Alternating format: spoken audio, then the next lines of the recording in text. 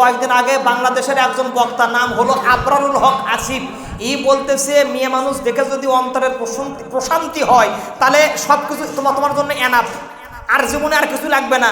আচ্ছা কোন তো এইরকম মুখের ভাষা যদি কোনো বক্তা বিয়েও করে না পারে, দেখ কথা কন না কেন, আমার খবর লাগে মুখে বলে লিপস্টিক লাগায়, কথা কন না কেন। আমি কোনো ভাই তোর প্রশান্তি কয় নম্বর প্রশান্তি, তোর ইঞ্জিন ঠিক আছে না ঠিক না, তুই আগে বিয়ে করে দেখা তো আমাকে।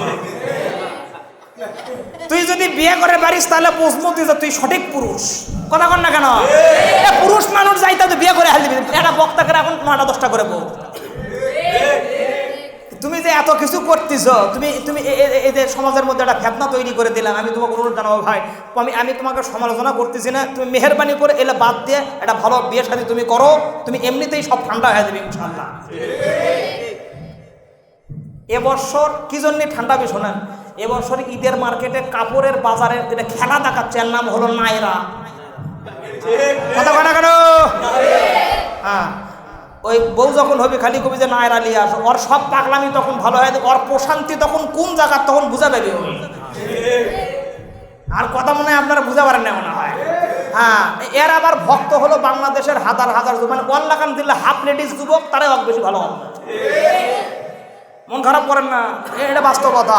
আল্লাহ পাক সকলকে সঠিক সহি বুঝ দান করে দিয়ে দিক। ওর দেখা পেলে আমি অন্তত এটা কথাই খালি জিজ্ঞেস করলো, ভাই আপনি বিয়ে করেন না কি জন্য, এই এক না কথা ছাড়া আমি কোনো কথা আমি কোনো নাই।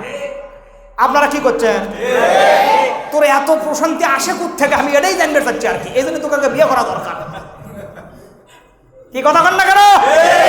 দেখবেন অনেকের বাড়িতে ছেলে আছে মেয়ে নাই, মেয়ে আছে ছেলে নাই, অনেকের সন্তানও নাই, সন্তান যান দুনিয়াতে নাই, তাক আমাকে এলাকাতে হাট খুঁড়ে করে কয়, হাট খুঁড়া যখন কয় ওর কলিজার যা লাগে যে আমার সন্তান নাই, এর কামের মধ্যে মন বসে না, ব্যবসার মন টেকে না, কোনো জায়গার যা ভালো লাগে দেখ মাথা দেখ সংসার দেখ, ওর ঠিক মতো কোনো কিছু মনোযোগ হয় না, কারণ ওর খাবি কে পারে, কথা কন না কেন।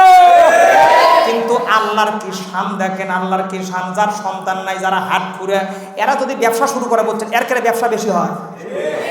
এরা যদি আমের গাছ লাগাই বলছেন এর কেরে আমের গাছও দাম বেশি ধরে, কথা না করে কেমনি হবে। এর কেরে কাঠলের গাছ কাঠল, আর খাবার যে কেউ নাই যে, কথা কন না কেন। আর একজনের 5টা বেটা ওই কাঠলের গাছ লাগাচ্ছে, কাঠল টুট টুট টুট টুট টুট টুট করতেছে। গরিবের দুঃখ বোঝার কেহ নাই, ডাইলে সাইলে দিন আনি দিন খায়।